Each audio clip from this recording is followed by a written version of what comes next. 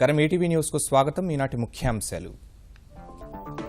సుస్థిర ప్రగతి దిశలో తెలంగాణ పయనం. 2016-17 ఆర్థిక సంవత్సరం మొదటి 2 నెలల్లో 27.45% పెరిగిన ఆదాయం. ఆంధ్రప్రదేశ్లో ఈ నెలాఖరు నుంచి ఎన్టీఆర్ క్యాంటీన్లు.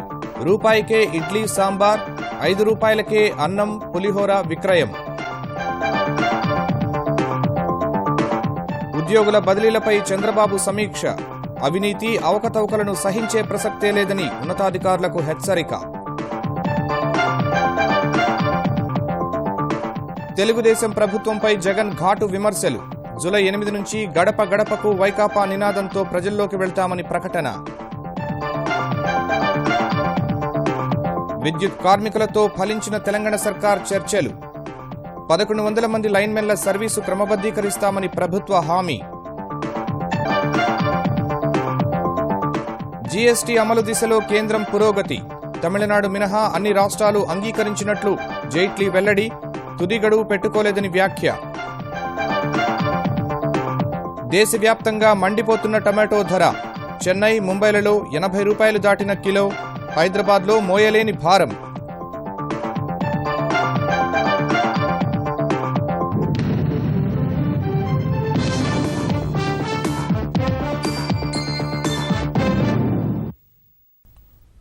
దేశంలో మరే రాష్ట్రానికి సాధ్యం కాని విధంగా ప్రస్తుత ఆర్థిక సంవత్సరంలో తెలంగాణ ఆదాయం 27.45% పెరిగిందని తెలంగాణ సర్కార్ తెలిపింది.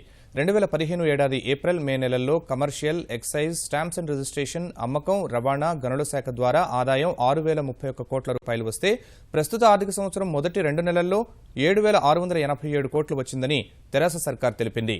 ఈ మేరకు రాష్ట్ర ఆదాయంపై సమీక్షించిన ముఖ్యమంత్రి కేసీఆర్ తెలంగాణకు కీలకమైన 10 ముఖ్య శాఖల ద్వారా వచ్చిన ఆదాయంపై చర్చించారు. మొదటి 2 నెలల్లో పెరిగినట్టే ఆర్థిక సంవత్సరం మొత్తం ఆదాయం వస్తే 2016-17 ఆర్థిక సంవత్సరంలో ఆయా శాఖల ద్వారా వచ్చే ఆదాయం 2015-16తో పోలిస్తే 11,500 కోట్ల రూపాయలు పెరుగుతుందని సమీక్షా సమావేశంలో అంచనా వేశారు. తెలంగాణలో వ్యాపార అనుకూల వాతావరణం ఉన్నందునే ఆదాయంలో వృద్ధి నమోదవుతోందని సమీక్షలో వివరించిన ముఖ్యమంత్రి స్థిరాస్తి రంగాన్ని ప్రోత్సహించేందుకు తీసుకున్న చర్యల వల్లే స్టాంప్స్ అండ్ రిజిస్ట్రేషన్ల ద్వారా ఆదాయం 64% పెరిగిందని చెప్పారు. ఎక్సైజ్ ఆదాయం 120% పెరగ్గా సరుకుల అమ్మకాలు, కొనుగోళ్ల ద్వారా వచ్చే ఆదాయంలో 17% వృద్ధి నమోదు కావడం ఆహ్వానించదగ్గ పరిణామమని ముఖ్యమంత్రి వివరించారు. ఇది మరింత పెంచుకునేందుకు ప్రయత్నించాలని అధికారులకు దిశానిర్దేశం చేశారు. తెలంగాణ ప్రభుత్వం చేపట్టిన ప్రాజెక్టులు ఆపాలని కేంద్రానికి లేఖ రాసింది నిజమో కాదో ఆంధ్రప్రదేశ్ ముఖ్యమంత్రి చంద్రబాబు సమాధానం చెప్పాలని తెలంగాణ నీటిపారుదల శాఖ మంత్రి హరీష్ రావు డిమాండ్ చేశారు. లేని పక్షంలో చంద్రబాబు రాసిన ఉత్తరాన్ని తాను బయటపెడతానని ఆయన వరంగల్లో సవాల్ విసిరారు. కాజీపేట శివార్లోని కడిపికొండ, బొడగుట్ట మధ్య నాగుల చెరువులో మిషన్ కాకతీయ పనులను ఎమ్మెల్యేలు వినయ్, ఆరూరి రమేష్తో కలిసి ప్రారంభించిన హరీష్ వరంగల్ మార్కెట్ యార్డ్లో పలు అభివృద్ధి పనులకు శంకుస్థాపన చేశారు.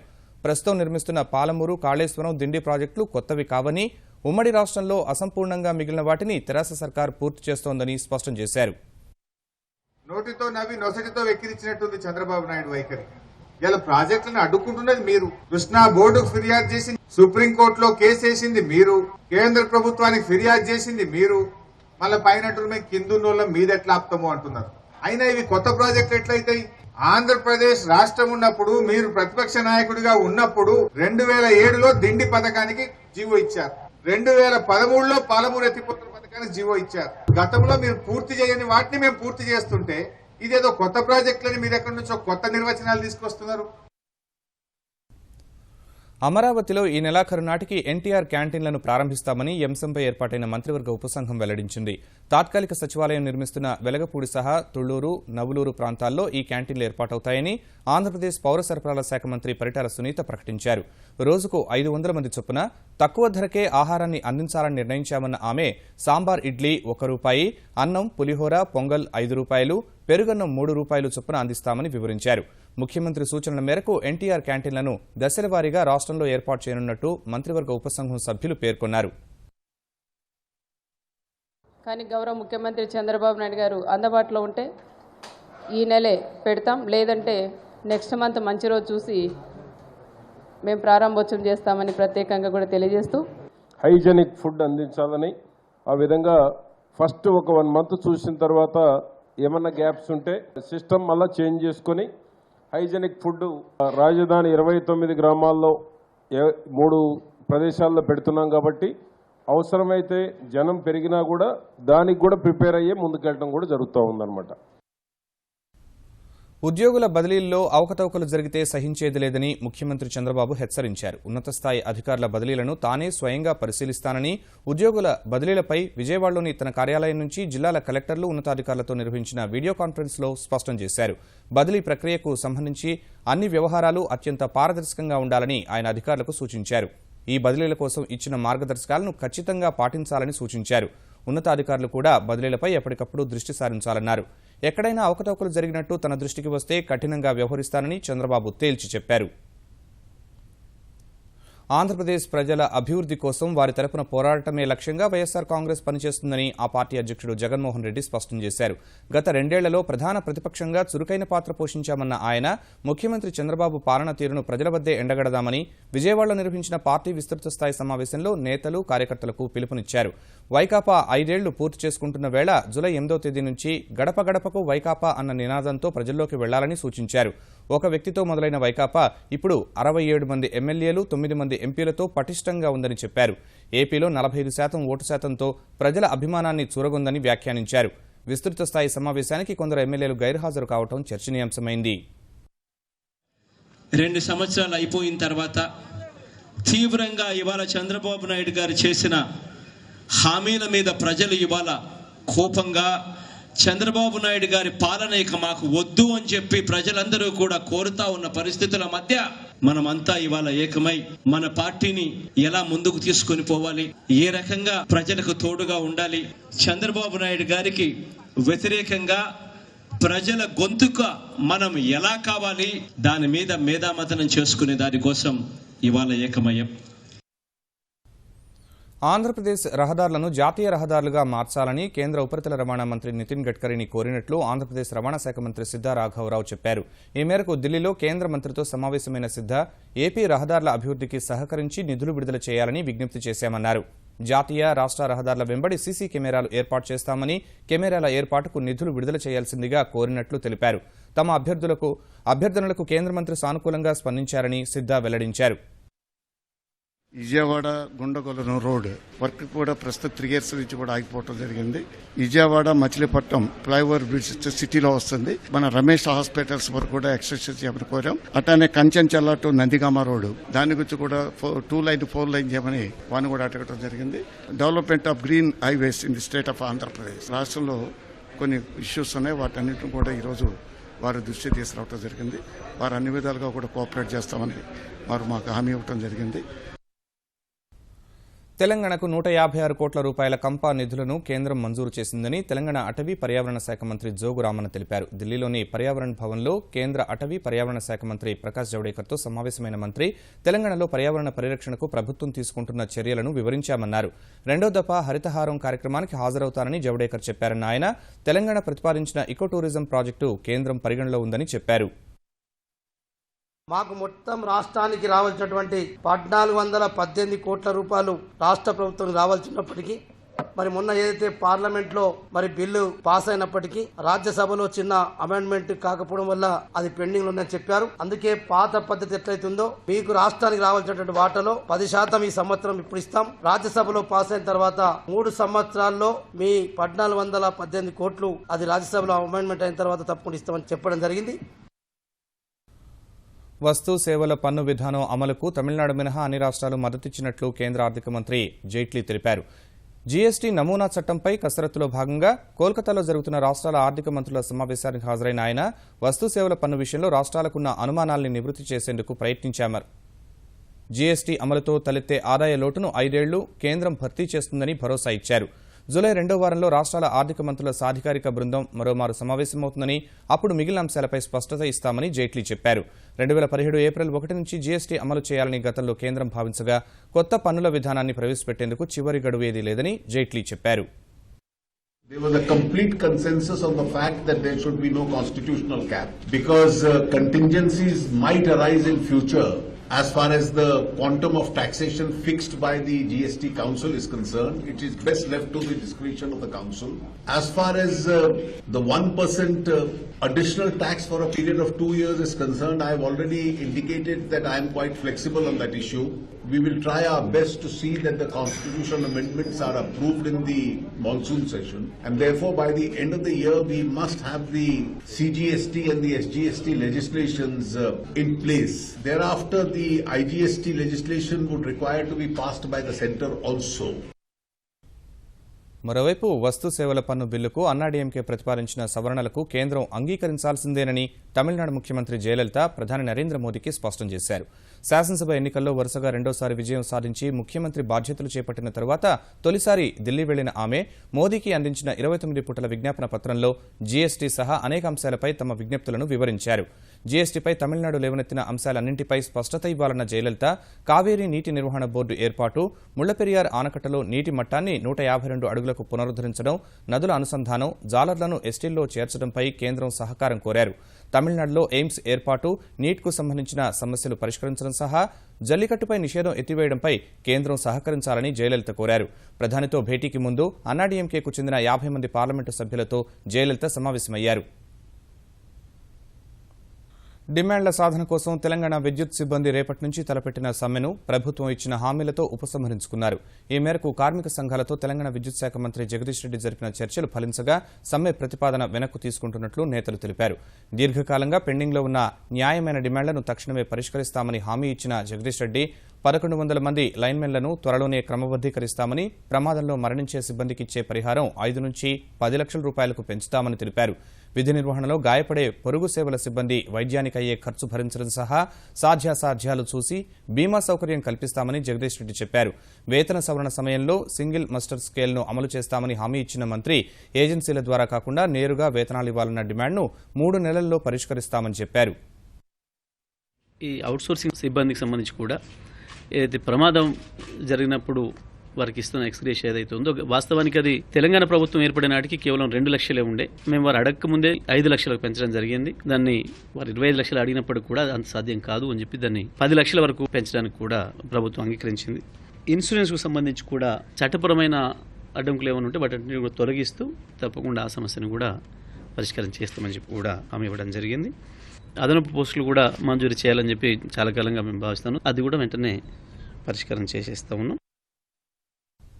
తెలంగాణలో రంజాన్ పర్వదినాన్ని ఘనంగా నిర్వహించాలని మసీదులు, ఈద్గాల వద్ద ప్రభుత్వ పరంగా అవసరమైన ఏర్పాట్లు చేయాలని ముఖ్యమంత్రి కేసీఆర్ అధికారులను ఆదేశించారు. రంజాన్ ఏర్పాట్లపై ప్రజాప్రతినిధులు, అధికారులతో సమీక్ష నిర్వహించిన కేసీఆర్ నిజాం కళాశాల మైదానంలో ఈ నెల 26న ప్రభుత్వం తరపున ఇఫ్తార్ విందు ఇవ్వాలని నిర్ణయించారు. అదే రోజు తెలంగాణలోని అన్ని జిల్లాల్లో ఇఫ్తార్ విందు ఇవ్వనున్నట్టు తెలిపారు. నిజాం కళాశాల మైదానంలో ఇచ్చే విందులో తాను పాల్గొంటానన్న కేసీఆర్ 2 లక్షల మంది పేద ముస్లిం కుటుంబాలకు బట్టలు పంపిణీ చేయాలని చెప్పారు. ఈ నెల 17 నుంచి 22 వరకు హైదరాబాద్లోని 100 ప్రాంతాల్లో, జిల్లాల్లోని 95 శాసనసభ నియోజకవర్గాలు, మదార్సాలు, అనాథ శరణాలయాల్లో దుస్తులు పంపిణీ చేపట్టాలని ఆదేశించారు. తెలంగాణలో 3 లక్షల మంది మైనార్టీలకు భూ పంపిణీ చేసినట్లు లెక్కలున్నాయన్న కేసీఆర్ అవి ఏ పరిస్థితుల్లో ఉన్నాయో విచారణ చేయాలని సూచించారు. ముఖ్యమంత్రి కేసీఆర్ పార్టీ ఫిరాయింపులను ప్రోత్సహిస్తూ రాజ్యాంగ ఉల్లంఘనకు పాల్పడుతున్నారని తెలంగాణ శాసనసభాపక్ష నేత జానారెడ్డి తీవ్రంగా ఆక్షేపించారు. ముఖ్యమంత్రి చేస్తున్న పార్టీ ఫిరాయింపులను ప్రజలు, మేధావులు గమనించాలన్న జానారెడ్డి కేంద్ర ప్రభుత్వం కూడా పార్టీ ఫిరాయింపులపై చర్యలు తీసుకోవాలని కోరారు. కాంగ్రెస్ పార్టీ పునర్నిర్మాణానికి, నూతన నాయకత్వం తయారు చేయడానికి పదవులను వదిలి సామాన్య కార్యకర్తలా పనిచేస్తానని జానారెడ్డి ప్రకటించారు. ప్రలోభాలకు లోను చేసి ఫిరాయింపులను ప్రోత్సహించి రాజ్యాంగ విరుద్ధంగా ప్రజలందరి సాక్షిగా అసహ్యకరమైన, జుగుప్సాకరమైన పరిస్థితులు కొనసాగటం ఇది చాలా ఏయమైనటువంటి. ఇవాళ టీఆర్ఎస్ ప్రభుత్వం ప్రలోభ పెట్టి చేస్తున్నటువంటి ఇది మొత్తం భారతదేశంలో ఫిరాయింపులకు ఆదర్శమా, లేక ఇటువంటి ప్రలోభాలకు సంకేతమా? నీతివంతమైన రాజకీయం చేసి బంగారు తెలంగాణ చేయాలి. భ్రష్ట రాజకీయాలతోటి బంగారు తెలంగాణ అవుతుందంటే ఇది ప్రజలు ఏ విధంగా గమనించాలని మీరందరూ ఆలోచించాల్సినటువంటి అవసరం ఉంది. తెలంగాణలో తాజా రాజకీయ పరిణామాలపై కాంగ్రెస్ ఉపాధ్యక్షుడు రాహుల్ గాంధీ తెలంగాణ వ్యవహారాల ఇన్ఛార్జ్ దిగ్విజయ్తో సమావేశమై చర్చించారని తెలంగాణ పీసీసీ అధ్యక్షుడు ఉత్తమ్ కుమార్ రెడ్డి ఢిల్లీలో తెలిపారు. ఫిరాయింపులకు పాల్పడుతున్న వారు ఏ కారణాలతో వీడుతున్నారో రాహుల్ గాంధీకి వివరించారన్న ఉత్తమ్, వలసల వల్ల నష్టమేమీ లేదని, పార్టీ కోసం పనిచేసే వారికి అధిష్టానం మద్దతు ఎప్పుడూ ఉంటుందని రాహుల్ చెప్పినట్లు వివరించారు. రేపు హైదరాబాద్లో జరిగే పీసీసీ సమన్వయ కమిటీ సమావేశంలో తాజా పరిణామాలపై చర్చిస్తామని ఉత్తమ్ వెల్లడించారు. తెలంగాణ రాష్ట్రంలో ఉన్న రాజకీయ పరిస్థితులు, కాంగ్రెస్ పార్టీ కార్యక్రమాలు, ఇతర విషయాలపై అధిష్టాన పెద్దలతో చర్చించడం జరిగింది. ఈ విషయాలు మరింత క్షుణ్ణంగా పీసీసీలో కోఆర్డినేషన్ కమిటీ మీటింగ్ ఉంది. దిగ్విజయ్ సింగ్ గారు, కుంటియా గారు, కె రాజు గారు వస్తున్నారు. అక్కడ అన్ని విషయాలు చర్చించి నిర్ణయాలు తీసుకుంటాం. తుని ఘటన కేసులో అరెస్టు చేసిన వారిని విడుదల చేయాలని డిమాండ్ చేస్తూ మాజీ మంత్రి ముద్రగడ పద్మనాభం రాజమహేంద్రవరం ప్రభుత్వ ఆసుపత్రిలో సాగిస్తున్న దీక్ష 6వ రోజు కొనసాగింది. ఆరోగ్యం కొంత క్షీణించినట్లు వెల్లడించిన వైద్యులు వైద్య పరీక్షలు చేయించుకోక తప్పని పరిస్థితి ఉన్నప్పటికీ ఆయన అంగీకరించడం లేదని తెలిపారు. ముద్రగడ ఆరోగ్యంపై ఆంధ్రప్రదేశ్ వైద్యారోగ్య శాఖ మంత్రి కామినేని శ్రీనివాస్ ఎప్పటికప్పుడు ఆరా తీస్తున్నట్లు ఆసుపత్రి సూపరింటెండెంట్ రమేష్ కిషోర్ వెల్లడించారు. ముద్రగడకు దీక్షకు సంఘీభావంగా తూర్పుగోదావరి జిల్లా ఎర్రంశెట్టివారిపాలెంలో మద్దతుదారులు ఆందోళన చేపట్టారు. పెద్దలు, పిల్లలు కంచాలు, గరిటెలు పట్టుకుని రహదారిపై బైఠాయించేందుకు యత్నించగా పోలీసులు అడ్డుకున్నారు. ఆంధ్రప్రదేశ్ సచివాలయంలో పనిచేస్తున్న తెలంగాణకు చెందిన 4వ తరగతి ఉద్యోగులు ఇవాళ కూడా ఆందోళనలు కొనసాగించారు. తెలంగాణ ప్రభుత్వం తమను తీసుకోవడానికి సుముఖత వ్యక్తం చేసినప్పటికీ ప్రమాణపత్రాలు ఇవ్వాలనే నిబంధన విధించడానికి వ్యతిరేకంగా నిరసన వ్యక్తం చేశారు. ప్రమాణపత్రాలు ఇవ్వబోమని, తెలంగాణ సచివాలయంలోనే పనిచేస్తామని తేల్చి చెబుతున్నారు. పోస్టులు లేకుంటే సూపర్ న్యూమరీ పోస్టులు సృష్టించి ఇక్కడే పనిచేయించాలని డిమాండ్ చేస్తున్నారు. మేము సెక్రటరియట్లో దాదాపుగా 25 ఏళ్ళ సర్వీస్ చేసినాం. మాకు బయటకు పొమ్మని కొంతమంది నాయకులు ఏదో సలహా ఇస్తున్నారు. దయచేసి ప్రభుత్వం ఆలోచించుకొని 253 పోస్టులు సార్ అంత పెద్ద బడన్ కాదు. ప్రతి ఒక్క మినిస్టర్ పేషీలో కానీ, ప్రతి ఒక్క సీఎం గారి పేషీలో కానీ మేము అందరం పనిచేయడానికి ఉన్నాము. సెక్రటరియట్ మాన్యువల్ రూల్లో బయటికి పంపించాలని ఏం లేదు. అఫిడవిట్ అని అంటున్నారు. తెలంగాణ రాష్ట్రం గురించి అఫిడవిట్ అని అడగలేదు కదా. తెలంగాణ రాష్ట్రం గురించి మేము కొట్లాడితే ఈ విధంగా మాకు పనిష్మెంట్ అని చెప్పి మేము రిక్వెస్ట్ చేస్తున్నాం సీఎం గారిని. కడప జిల్లా సీకే దిన్నె మండలం గువ్వల చెరువు ఘాటు వద్ద ఆర్టీసీ బస్సు లోయలో బోల్తా పడి 2 ప్రయాణికులు మృతి చెందారు. బెంగళూరు నుంచి కడప వెళ్తున్న రహదారి రవాణా సంస్థకు చెందిన బస్సు గువ్వల చెరువు వద్దకు రాగానే అదుపు తప్పి పక్కనే 50 అడుగుల లోతులో ఉన్న లోయలోకి పడిపోయింది. ఘటనా స్థలంలోనే 2 ప్రాణాలు కోల్పోగా మరో 20 మంది గాయపడ్డారు. విషయం తెలిసిన వెంటనే పోలీసులు, ఆర్టీసీ అధికారులు ఘటనా స్థలానికి చేరుకుని క్షతగాత్రులను కడప రిమ్స్కు తరలించారు. బస్సు బ్రేకులు విఫలమవడం వల్లే ఈ ప్రమాదం జరిగిందని డ్రైవర్ చెబుతున్నట్లు ఆర్టీసీ అధికారులు తెలిపారు. పోలియో వైరస్ వెలుగు చూసిన తరుణంలో అప్రమత్తమైన తెలంగాణ ప్రభుత్వం హైదరాబాద్ సహా రంగారెడ్డి జిల్లాలోని కొన్ని ప్రాంతాల్లో ప్రత్యేక డ్రైవ్ చేపట్టాలని నిర్ణయించింది. అంబర్పేట్ ప్రాంతంలోని మురుగు కాలువలో పోలియో వైరస్ టైప్ 2 బయటపడిన వేళ తెలంగాణ వైద్యారోగ్య శాఖ ముఖ్య కార్యదర్శి రాజేశ్వర్ తివారీ హైదరాబాద్, రంగారెడ్డి కలెక్టర్లు, వైద్య అధికారులు, యూనిసెఫ్ ప్రతినిధులతో ఉన్నత స్థాయి సమీక్ష నిర్వహించారు. వైరస్ ఆనవాళ్లు లభించినందున ముందు జాగ్రత్త చర్యలు చేపట్టాలని నిర్ణయించారు. హైదరాబాద్ మూసీ పరివాహక ప్రాంతం సరిహద్దుల్లో ఉన్న రంగారెడ్డి జిల్లాలో పోలియో టీకాలు వేస్తామన్నారు. ఇందుకోసం ఈ నెల 20వ తేదీ నుంచి 6 రోజులు ప్రత్యేక డ్రైవ్ చేపడతామని, 6 వారాల నుంచి 3 ఏళ్ల వయసున్న చిన్నారుల వివరాలు సేకరించి పోలియో చుక్కలు కాకుండా ఇంజెక్షన్ల ద్వారా టీకాలు వేస్తామన్నారు. ఇప్పటివరకు వ్యాధి ఎవరికీ సోకలేదని, భయపడాల్సిన అవసరం లేదని అధికారులు స్పష్టం చేశారు.